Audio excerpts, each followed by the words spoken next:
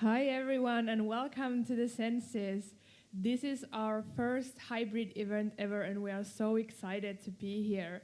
I am Anu, one of the founders and the other community developer of Metropolia Entrepreneurship Society.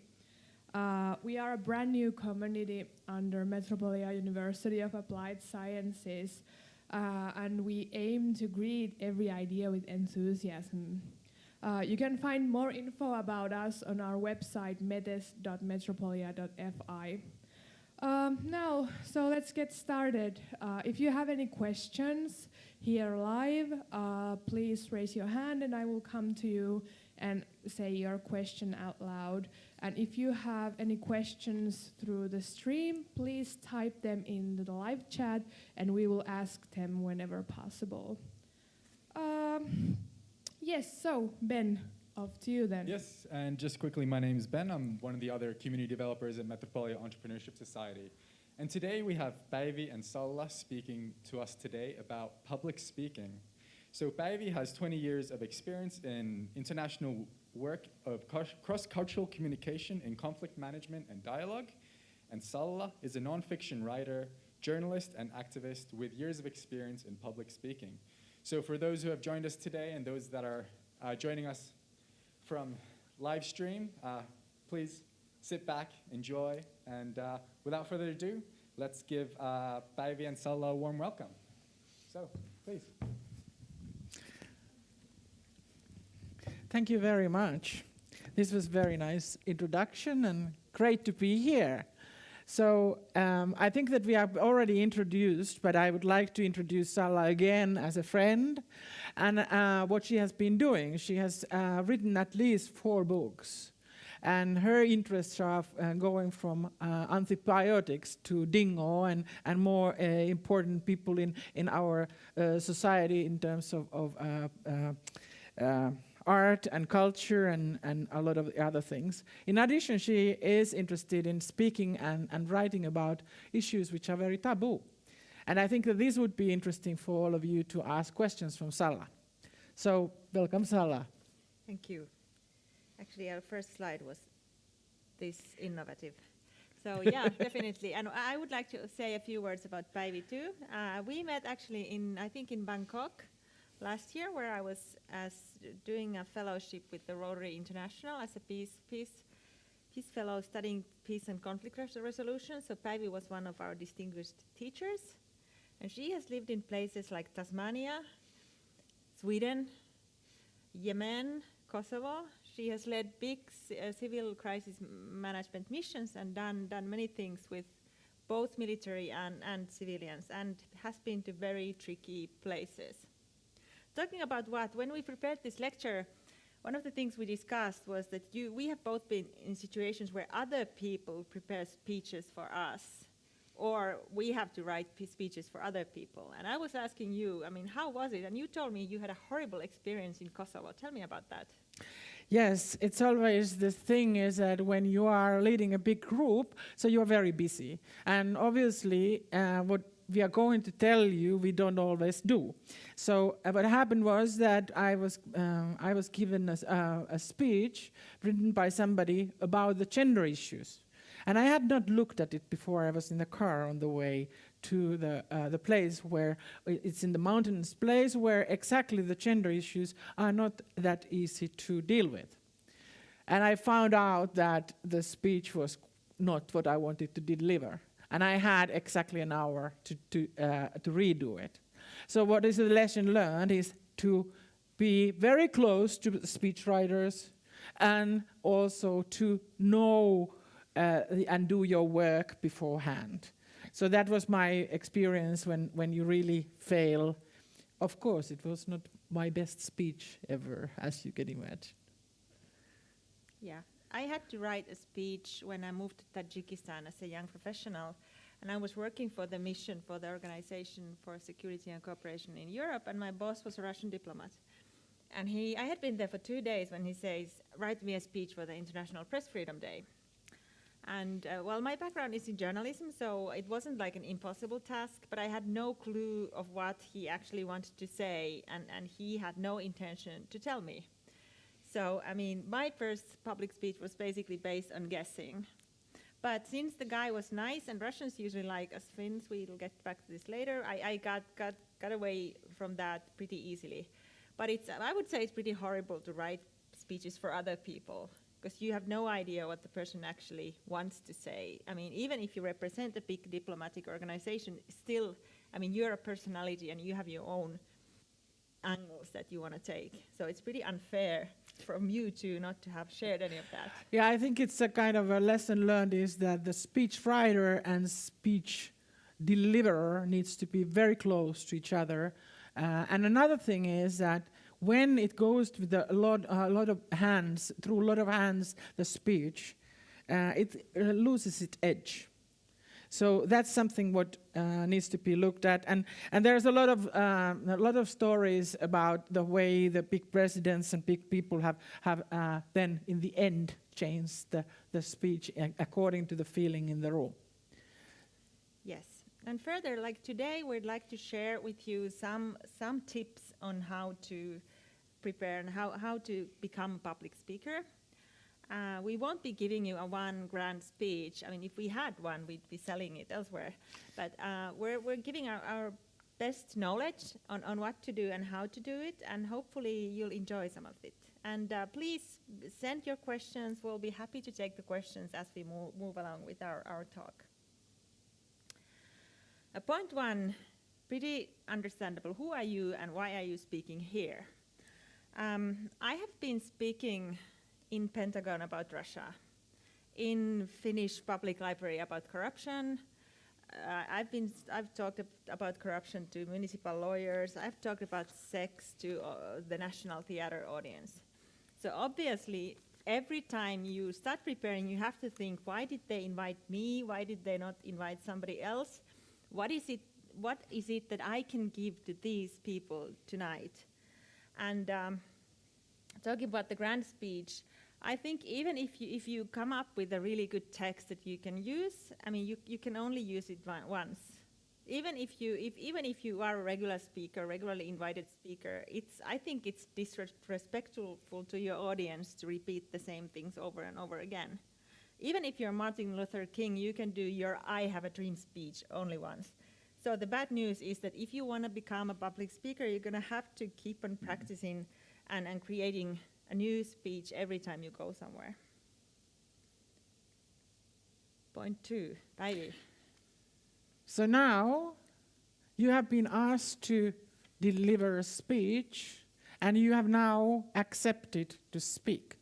So principally, you now know why you are in that particular room or that particular podium. But now you need to know who you're speaking to. And what is who are your audience? And that's why it is really funny to be here tonight, because we don't see you actually. Who are you over there? So this is a new situation, and I think that this is also something what this new normal is going to teach us. How are we going to reflect with each other when we don't see each other? So one way to do this is, of course, is that you think that you are in the birthday party. And you have now people from all around the world came to your birthday party. And now how are you going to make the speech? And how are you going? They don't know each other. This is like a little bit like the wedding problem, that you have a lot of people who don't know each other. How are you going to? And oftentimes these type of speeches, they don't get to the audience. Somebody is already sleeping, somebody is already talking. So how do you get this to be done? And my experience is that one way to do is that we do it together. So you allow people to participate in your speech. But on the top of that, you need to get them to do something together. My beautiful experience from my own birthday party was that they were blowing soap bubbles. And there were a lot of balloons. So people were active, and while they are active, across the cultures, so that it doesn't matter whether you are from China or from US or Russia or Yemen, you all do the same thing. And hence you kind of, and you have already kind of, you know what is coming out. So that's the way you bring people in to the room and you get them excited. And this model, you can utilize it in different ways, in different sensitive situations. But you can also think that you are in the difficult situation, for example, in your company, something got missing, obviously somebody stole something. How are you going to now to talk to these people and try to get them to understand so that you don't hang yourself? And this is another very sensitive topic in order to not to accuse anybody, and how do you bring in? And what I recommend is that you discuss with your staff beforehand. Before you go and deliver your speech, you will test your ideas with your staff members. This is one of my experiences where I have been when the oil got stolen. Because there is always the danger that what you're going to do in that kind of sensitive situation, that you actually reveal who is your whistleblower. And that's a very difficult situation. So oftentimes the best way to engage audience is to make sure that you have already engaged them beforehand. So, or you have, if you have to go to do the lecture, one way to deal with the issue is that you take a pause and you watch to understand who is actually in the room and who is not in the room. Because you know beforehand, like Salla was telling that we were in the same classroom together, you know already beforehand who is supposed to be there. And if it's 25 students all around the world and 2 are missing, it's already a big percentage. So you can, by taking pause, you understand, why these 2 are not here. And once you start talking, obviously there are a lot of politics in the room, people start to radiate. And you need to be calm enough to allow that radiation to come in. And that's something which this new normal, where we are now, doesn't allow us to do. So we cannot now know who are there behind the cameras and what people are feeling about.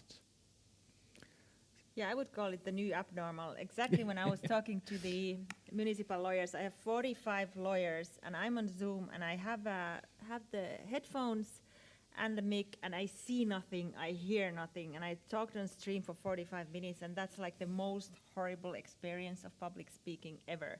And and I have no way of knowing if it was horrible, if it was interesting, if it made any sense, because I saw no one.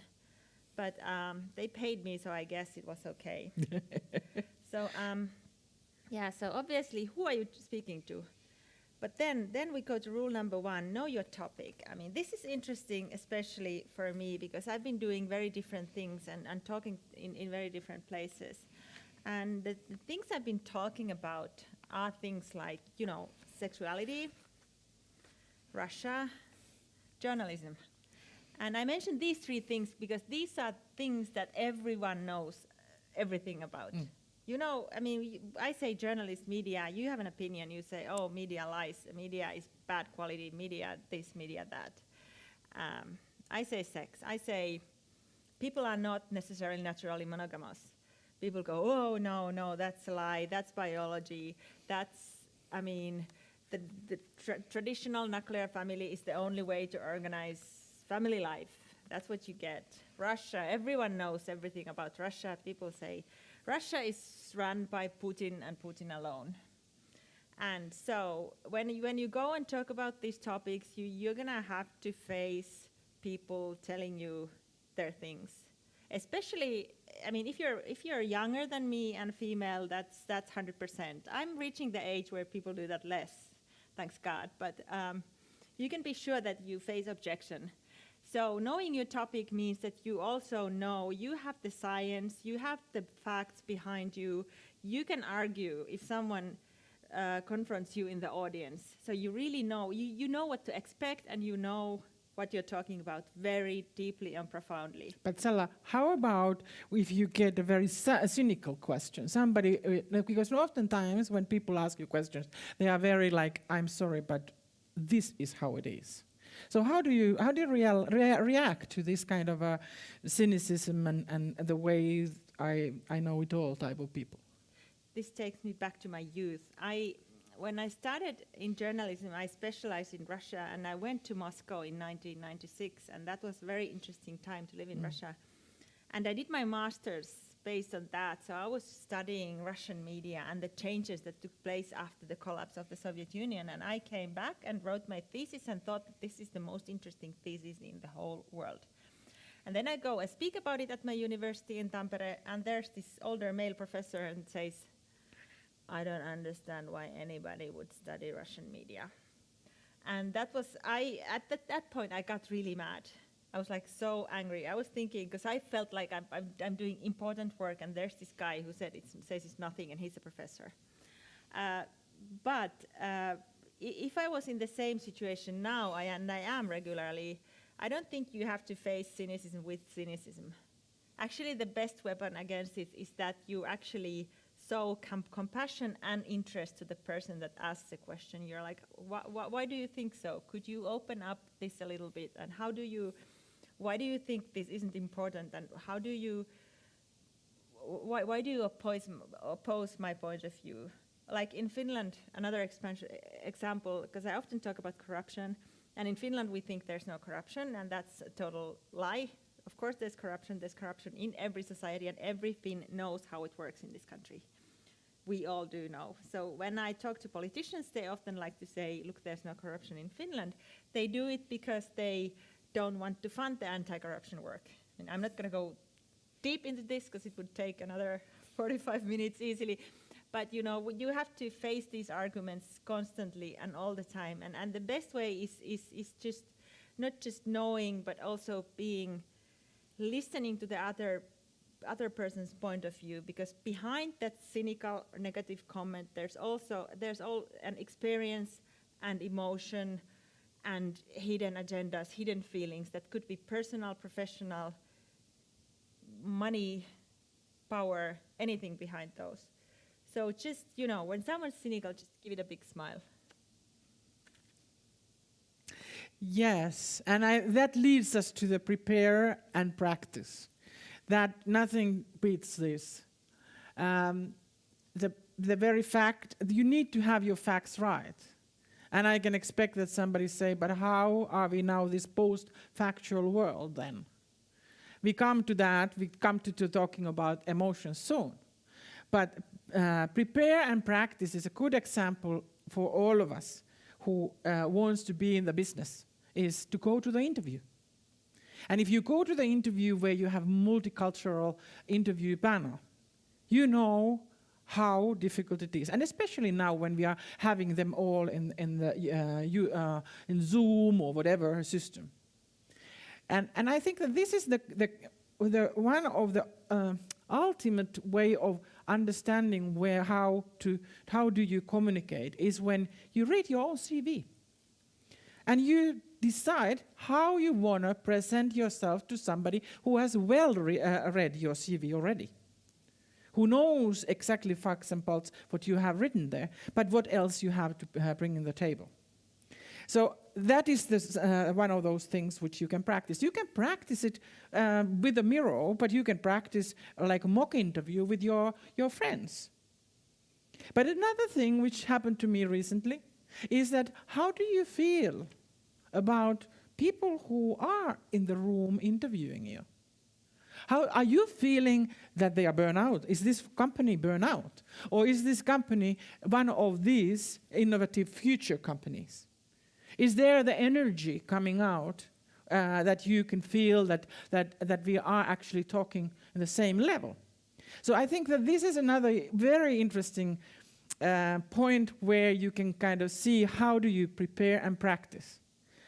Another one which they always ask is motivation. What is your motivation? Why are you applying for this job? You know this in advance.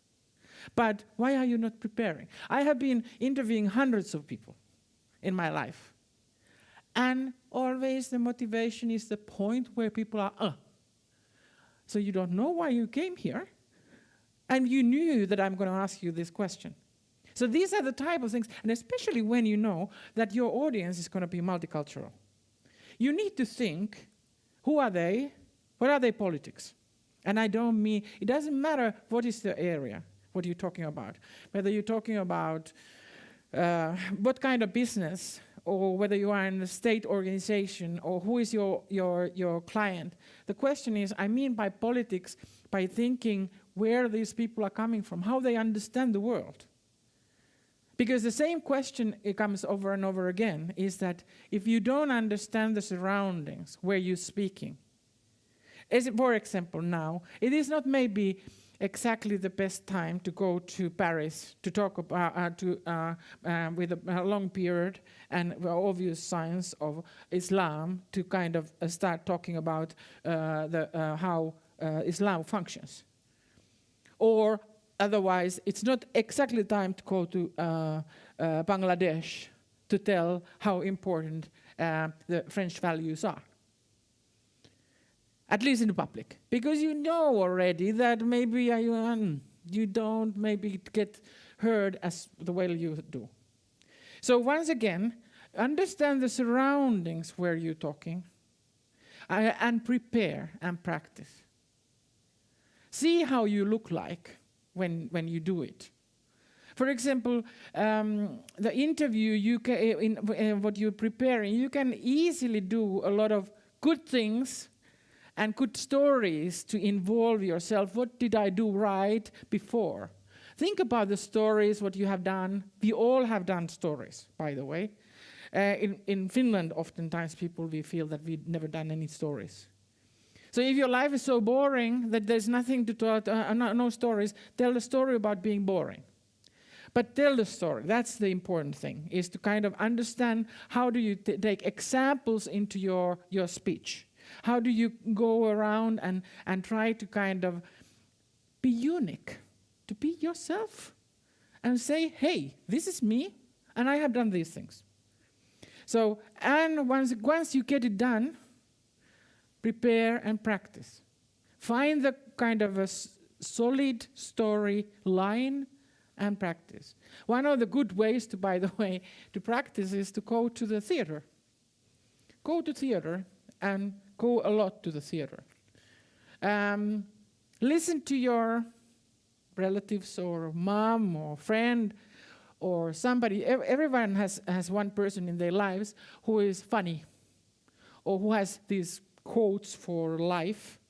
Start writing them down and using them. Because they are unique. They are stories. My mom tells the stories all the time, how we used to say this and we used to say that. But it's all our family story. So those are the type of things that I say that prepare and practice. Prepare in the way that you look unique and practice all the time. You can practice. And by the way, never say no when you have a chance to speak. Yes, exactly. That's what you should do. If somebody asks you to speak in a wedding or in a funeral, you're going to hate it, but you should do it. If you want to become a public speaker, you're going to have to go and speak wherever it's possible. It's going to be horrible. You're not going to be very good in the beginning. I've done this a million times, and I don't think I'm always very good. In the beginning, I would write everything down and I would speak it and kind of like try to remember it by heart. This gives you sort of like a backbone when you panic. You're going to panic too. I mean, we get to dealing with failure later. But as time goes by, it becomes easier and easier. My best education on public speaking was when I went to a stand-up comedy course. For the simple reason that that's the ultimate experience of shame. You know, when you write 5 minutes of stand-up and you think you're really funny, and you go give it to strangers, nobody laughs. And that's where you really literally want to die. But that's also like the best practice ever, because in most situations you don't have your aim is not to make everyone roar of laughter, but your aim is something else. But if you're a fan of stand-up, go and watch and check the rhythm of those things. I mean, those people that are really good at it, they look as if they just come and speak and it comes naturally, but it's decades of practice.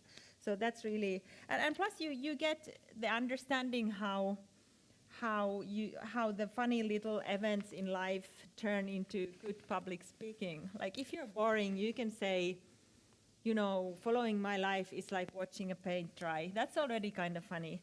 So you can also steal other people's things. You should keep on stealing when you prepare for public speeches.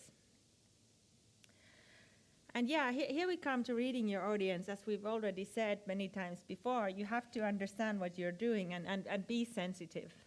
I mean, it's really different to talk to a group of religious activists than to some other group of people. So of course you have to understand where you are. There's this field of psychology, I guess, called neurolinguistic programming that somebody might have heard of. And they think that people perceive the world in 3 different ways. Some of us are visual, others are kinesthetic, and the rest are auditory. That means that some of us pay more attention to how things look like. Others are more interested in hearing and the things that come through, I mean, the sounds, the background noises, and things like that. And the third is like the smells, the atmosphere, the feeling. And really good public speakers can combine this all. I mean, I already mentioned the Martin Luther King I Have a Dream speech, which is online for everyone to read if you haven't already. And you will see that he refers to spaces, he refers to smells and feelings, he refers to colors and visuals. So this is the way to do it if you are dealing with large audiences that you don't necessarily know about. If you have a smaller group of people, you can already target it more. If you know that this person is really visual, you can add things, you can describe things in visual ways for him or her. So there are many tips that you can do. I'm going to share you a story of how I was like really insensitive. I was working in Georgia, in Tbilisi. Maybe you know where that is. It's this wonderful country by the Black Sea, between Turkey, Iran, Russia, in the South Caucasus. And I was running an office there, and everyone else was Georgian, and then there's me, the Finn. And often in multicultural settings, people find me really motionless, that my face is kind of stony, and I have no expressions, and nobody knows what I'm thinking. And we had staff meetings every Monday. And talking about visual perceptions of reality, I'm talking about auditory perceptions of reality. They would shout all through the staff meetings. It made no sense. It was just this constant mat of shouting, in Georgian. With all due respect for Georgians, all the Georgians. Yes, I love Georgians, and Georgians know it. But so once when and of course nothing ever came out of those meetings, because everyone was shouting. So I just got up, and then I slammed the door so hard that I almost broke the windows in the room. So what happens after that? All the Georgians run after me in a line. Salla, Salla, Salla, Salla, Salla, Salla, Salla. They come after me, and they were like in a shock. So how could the Finn all of a sudden like explode like this? So, this was a story of insensitivity, but in that particular case, it did work, because after that, our staff meetings made much more sense. But don't use this method too often. So, did I have a question on that for you? No. So yes, we were already talking about written the speech and quotes.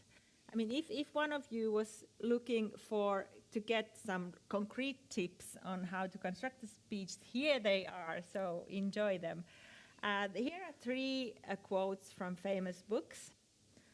I would be so happy if somebody knew without Googling, but I don't expect you to. First one goes, "Happy families are all alike. Every unhappy family is unhappy in its own way." That's the beginning sentence of Anna Karenina book by Leo Tolstoy. And I'm telling you, it's very handy, because you can change the word family with many other things. You can say, happy countries are all alike. every unhappy country is unhappy in its own way, and so on and so forth. This is I've been seeing this used in journalism and other places. So this is I recommend you to keep this in mind. The second one is more literary. It says, so we beat on boats against the current, borne back ceaselessly into the past. This would work more on American audience. This is the last sentence of Francis Scott Fitzgerald's book, The Great Gatsby. And it's supposed, I guess, to describe how we sort of like, how our past comes back to us and how it affects on us, and how we never are completely free from where we come from, even though we like to think so. So I think this is also very, very usable in certain situations. And for us Finns, this is absolutely mandatory. In the beginning, there was the swamp, the hoe, and Jussi. If I'd said this in Finnish, it's kind of already too boring. It doesn't work very well. But if you're like foreign entrepreneur working with Finnish investor or Finnish companies, then you come with this. We have the swamp and the hoe and my company. So that might work really well. So this is my free multi-million tips on public speaking for you. I think that here also the rhythm, if you listen to the speakers, public speakers, they rhythm their story. Oftentimes in the diplomatic speech, what we do is that we start with a lot of the stories, but when we're recognizing everybody who is in the room or in the audience in general, and then ladies and gentlemen, and ladies and gentlemen, or your excellencies, etc., etc. And that is the kind of the way you allow people to kind of understand that now I'm moving to another story, or other part of my speech, or other fact. So that's a kind of technique. We didn't want to go in this lecture too much of the techniques. How do you do this in a multicultural environment? But of course, we always have a lot of things to say. And we have the most important things to say, and I have the most important things to say. But the point is that maybe the audience doesn't feel that my thing is the most important things to say. So that's why it is important that you rhyme it. And important that you use some kind of, you can use also different kinds of ways. If it is not quotes only, you can use videos or other visual methods to make your point. Like Salla said, that how do you make the audience brain to kind of see what you are actually speaking? That's what it is all about, isn't it? Yes, it is. Yeah, actually, and there's also when it comes to concrete tips on speech writing, in journalism there's this thing we call Wall Street Journal structure, which means you often see it in features, in feature journalism, in long stories, in the press and internet, where it starts with a story, and then it takes you somewhere else, like a very concrete thing, somebody doing something and something happens, and then it takes you to a more bigger issue in the world, and then in the end you get back to your little story. This is also a very handy and interesting way to construct a speech if it's in case it's not too long. I mean, if you're a foreigner living in Finland, you could start, when I moved to Finland, I didn't understand why nobody said hi to me in the house elevator.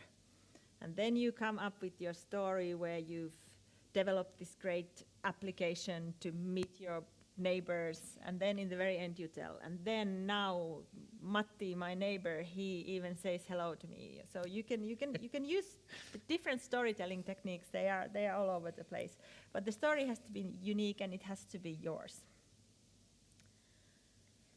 So here we get to the part that we base everything upon. We like to think that we are rational.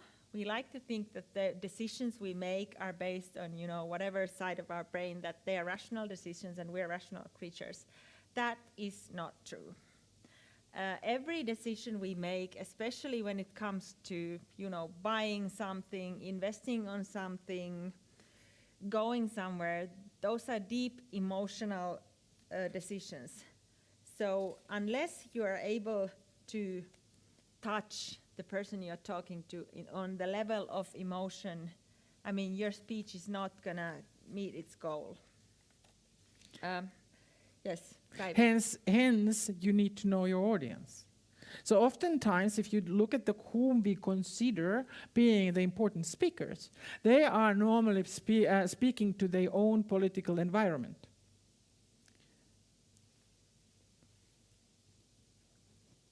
Microphones. They're speaking oftentimes to their own political environment. So they know how they feel the pulse of what is going on up there or in audience. But now we are talking about multicultural, historical, political audience.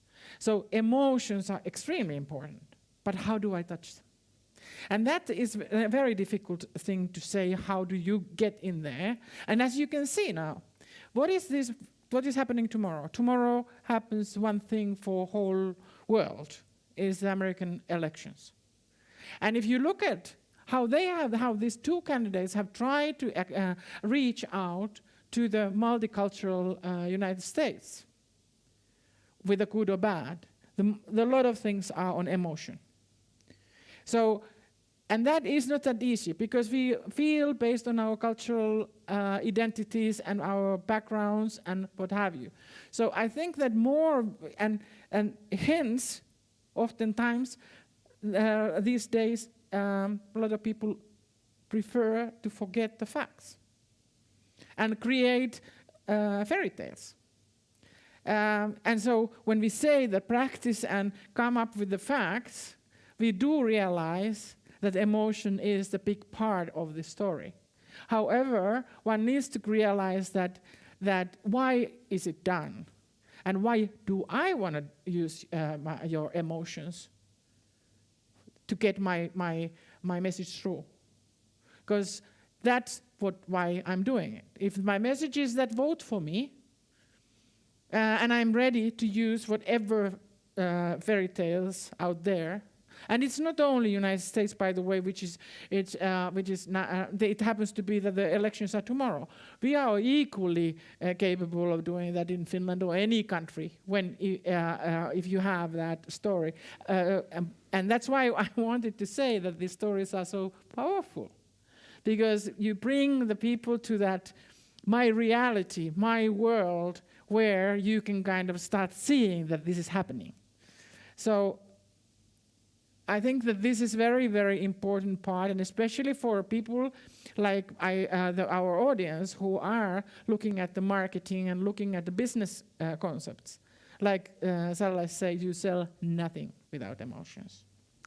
Also, I promised to tell you some examples of dealing with failure, and that's, I think, the emotion part is a good one to go there. I'm giving you two stories how I totally failed. 17 years ago, I was in Kazakhstan. I was working for Canadian organization. I was their hub in Central Asia, and we had this wonderful project which we were training free expression activists and people, and then we organized a big press conference, and all the media would come. We were in Almaty, which is actually a city of over 1 million people, and we had all the big important media. And this was still, TV cameras are still big. Not all of them, but you still see the huge cameras. But at that time, all the cameras were huge, So I'm there, and I'm the main speaker because I'm in charge for the project. And I walked towards the podium where I was supposed to speak, and I stumble in the cord of these TV cameras, and I fall. And when you're like lying on your stomach on in front of TV cameras, it's kind of hard to gather yourself and go and do what you're supposed to do. But I did it, and afterwards, I don't know if it was cultural of what it was, but nobody ever said anything about it. Nobody seemed to pay attention to it. I managed to do the press conference okay. It wasn't the best one ever, but it wasn't bad either. So what I thought that probably it was just so embarrassing for everyone that people just preferred to forget it and move on.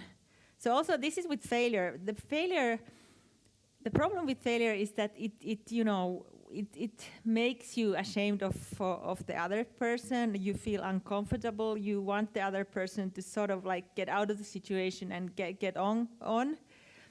And that's why, because pity is a very negative emotion, so it can easily turn into a negative sort of like spiral towards you. But I think you should just try and turn it the upside down. That just feel sympathy for me, but no pity. I'm fine. I fell. Okay, sorry. And I've done a similar. I didn't fall, but I froze, and that was like literally last year. And I was speaking at the House of Estates, which is this big fancy building in downtown Helsinki, and we were publishing a big report on Russia. That was published a project by 3 ministries, like all the main ministries in Finland, and I was in charge of one of the parts of this big report, and the whole defense forces, all the important military persons were there. And I had everything prepared, and I go to the podium in this fancy, important historical building, and I freeze. And I'm like a fish, like trying to gasp air. But luckily, since I've done this so many times, so I knew that I'm just going to have to get the words out of me. And I got them out of me one by one, slowly and in a very weird rhythm. And just went to my place. And afterwards, I asked my childhood friend who happened to be there, I said, "Did you notice that I totally froze?" And she said, "No." So either she lied or I fake really well. But this happens to everyone, I promise. You're going to fail. If you're not going to fall, you're going to do something else very embarrassing. Just take it as a part of the process. And I think that you say the most important word, fake it. Fake it until you make it. That's the whole thing. Once you are in front of the cameras or front of the people, and that's why I said go to the theater, or like Salla was saying, stand-up comics are the best teachers for this kind of thing. I need to add another thing, sorry Salla, for this, is that another thing is language. We need to realize that we are not here speaking our mother tongue now. And oftentimes we are all this most popular language, this badly spoken English. And oftentimes what happens is that we don't pronounce things the way originally they are meant to be pronounced. So we might not understand each other. And I think that this is other area where you need to kind of... I'm sitting in Australia, first time I'm meeting my host mother, and she asked me, "Would you like to come with me to the shop?" And I brightly look at her and say, "Mom, I'd rather shit in your car." So she kind of looks at me and said, "Baby, be a little careful with your S's. I know that in Finland you only have one," and da-da-da. But this is the type of things that you go in front of the hundreds of people and you all of a sudden, "I'm only shitting here," is not exactly the kind of the type of thing what you would like to find yourself. But and hence the emotions sometimes is also very difficult to appeal to when you don't find those right words. Yes. So, I mean, we're reaching the end. We're running out of time. I mean, but I think the main point is here. Tell your story. Your story will be interesting, even if you think it isn't. Write it down. Write down your story. Write quotes. Write funny things that come to your mind. And based on those, you can build a funny, interesting, engaging speech on basically virtually anything. Also, when it comes, I mean, I don't know if this is relevant for this audience, because you guys are entrepreneurs and you're international, you've experienced. But especially here in Finland, we tend to spend a lot of time thinking, what do other people think of us? And I'm telling you, other people are spending their time thinking of what other people think of them.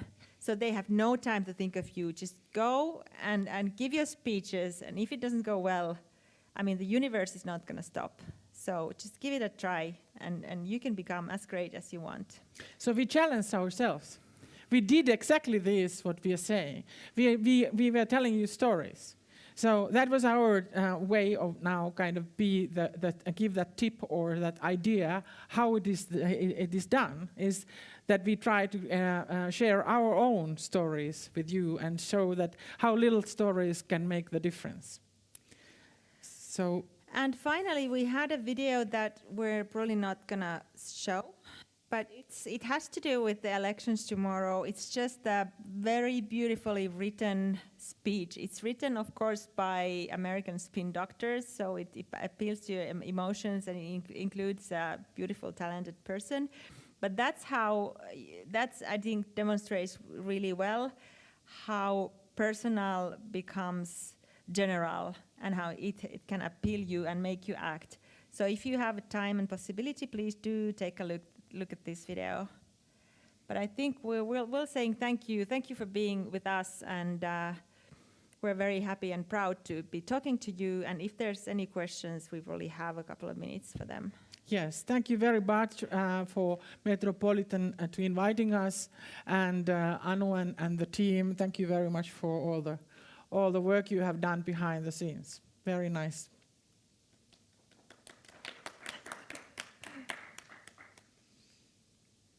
Yes, I have a question. I'm just waiting for the mic to go on. Great. Okay, good. I have a question. Do you have an exercise or exercises which you could implement to your day-to-day life which would improve your, not only just your public speaking, but also your normal interactive speaking with individuals, which are beneficial for, being with friends or when you're in interviews? Go ahead. Exercises. That's a good question. When I was on this Rotary Peace Fellowship, and we did a lot of work on mediation, how to mitigate conflicts and how to work with conflicts. We would do a lot of these exercises. So where I would go is that, because when it comes to solving crisis or a war, I mean, what you have to engage are the emotions. But when it comes to everyday life, I'm not sure. I think that actually you do know. One way to deal with this is to hang around with children. So you need to kind of explain what you see in a very different ways, and you realize that how difficult it is and how easy it is. So I honestly believe that my speaking skills are improving more I am with children and trying to tell them how the world functions. So I think that's the best way. Another thing is what is also is you have your family dinner, like we all have. Stand up and speak. Expect that your brother is doing the same. Ask your son to do the same. So that's the practical, like I said. Practice, practice, practice. These are the everyday things what happens. You can speak to your mom, you can speak to your best friend, or you go out for beer tonight with your friends to Juvanen here, and you go and stand up and say, hey, I would like to tell you about today we heard from Salla and Päivi about this. What do you like? And open up the discussion. So you see what I mean? You have constantly opportunities, what you would like to do. But the point is that you don't take them because nobody has ever done it. It's not nice. The shame. You're ashamed. What? Shame for what? With your mom and dad and your brothers? But don't you have that tradition in your family, though? That yes. We don't unless we're really drunk, which is often, though. Yeah, but that helps. It always helps. But the point is that yes, we have the tradition that we speak. And you can establish such a tradition in your family. But I honestly also believe that it is, I'm known in my friendship circles that I stand up and speak. To say thank you, or whatever I have in my mind. So I think those are the opportunities. Like I said, never say no. Yeah, and one practical tip is hanging out with Georgians because they speak all the time. Yeah, it's often I find myself in situations where I think like, oh, it would be really nice to say something, but you kind of have to do that standing up. So maybe I should start taking that opportunity now that when I have that feeling, just go ahead. Just do it. Good. Thank you so much for your wonderful presentation. I have a little story as well. I was doing an interview recently, and I was supposed to tell how Metes has been focusing on equality when it comes to entrepreneurship. And of course, I totally forgot the word equality. So the interview was in English, but I also forgot what it is in Finnish. So I just completely like my brain was just shutting down, and I don't know, maybe it happens to everyone, but what's like what can I do in that situation? I kind of laughed it off, but I just wanted to kick myself and, go home. But didn't you find a way to get around it? Well, luckily this wasn't a live thing. Yeah. So I did ask the crew, like, what's the word where you are all the same? And then they said it to me 3 times. So I forgot it 3 times. So That's I think that's a brilliant story. And actually, if you forgot a word in a foreign language, then you just said, I forgot the word. You can say that, and you can also say,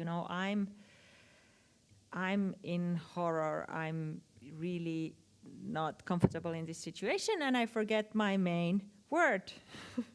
Because that's actually what happened. Usually honesty helps, and being yourself really helps. Thank you. Yeah, and maybe you can make a joke out of it. Maybe you can make a joke out of it in terms of explaining that what is it that when we are, what we have. So you see what I mean is that it's not so serious. And that's the also, most I would call that a good start for a public speak. Your public speech could be themed, the day I forgot what equality is. And then you could move on with the issues that are important to you. Start with that story and then move on. Yeah, exactly. Yeah. Very nice. Excellent idea. Any other questions? Is there something in the stream coming questions? Nope, that's it. Thank you very much. Thank you. Pleasure to be with you. Have a good night.